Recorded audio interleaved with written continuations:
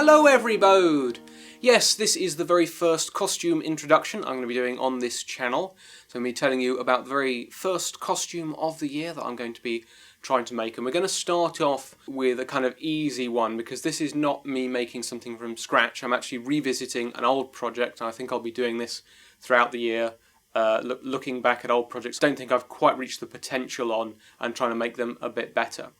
And this is a costume I made a couple of Halloweens back. The theme was horror film characters. I actually cheated a bit, and I went for a character from one of my favourite films, the Rocky Horror Picture Show. Yes, it has horror in the title. It's not really a horror film. It's more of a kind of...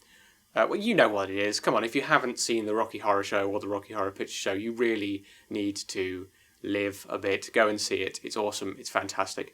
And the costume I decided on, well, of course I would like to believe that I am as awesome as Dr. Frankenfurter. Unfortunately, I don't really have the build or the hairy chest required, because my build is closer to Richard O'Brien, writer and creator of the show. I decided to go for his character, Riff-Raff.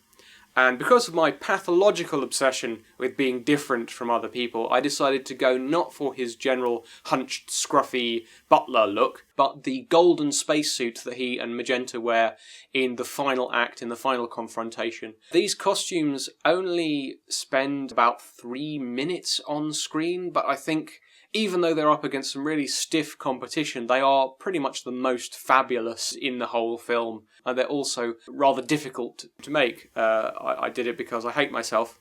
And I sort of really want to make things difficult for me.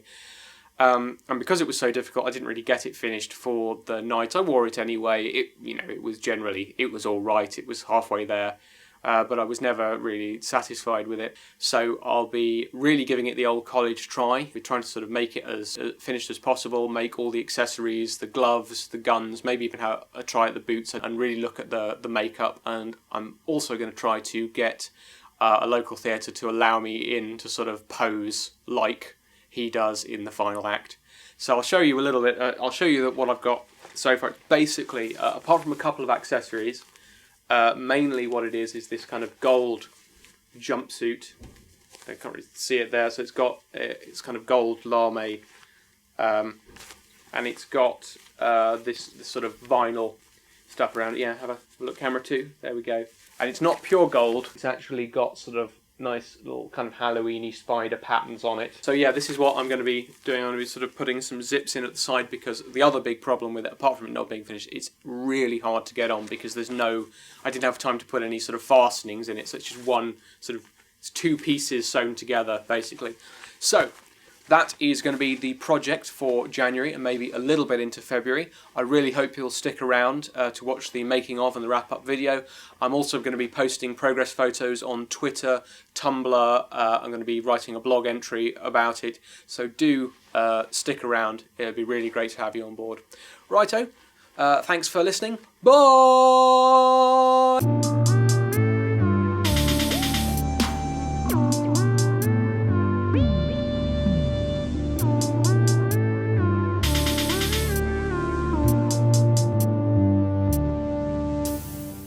So I decided to go for something a bit more authentic because my build is closer to Richard O'Brien. Although, to be honest, if I really wanted to go authentic with this, I'd probably have to lose a couple of stone, because the man himself he's very slender. And these days he has boobs as well. So, but he didn't while he was in the film.